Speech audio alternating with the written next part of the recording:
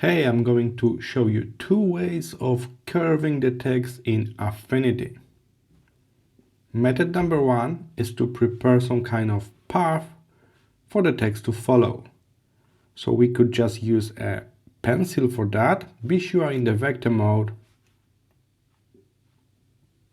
grab a pencil tool, draw some kind of path.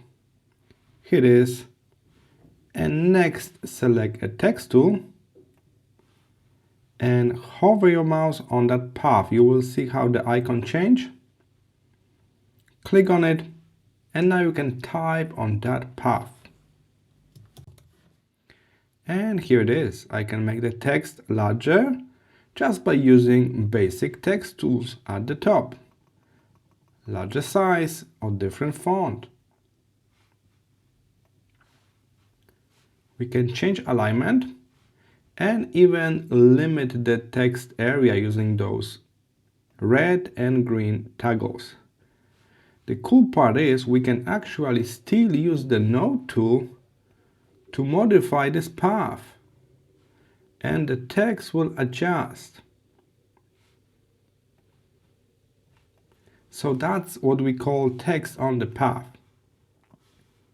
And if you want the perfect curvy text, you could use an oval shape for the path. So with oval shape like that, we could place the text on that shape.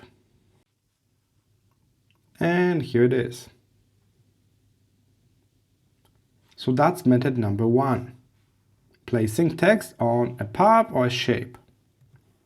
In addition to that, we can actually start with the text, so that's just the regular text,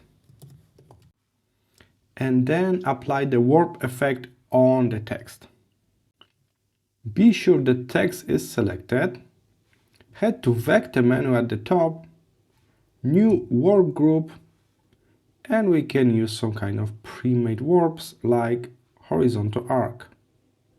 And here it is. We got text that is curved, text on the arc. We can modify the value even into negative.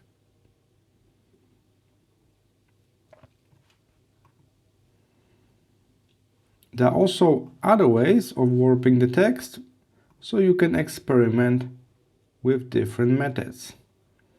Keep in mind the text is still inside that warping group, so it's still editable. Take a look. I am just modifying the text. There is a text layer in the warp group. Alright, so here are those two methods.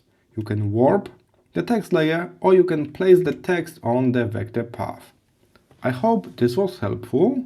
See you in the next one.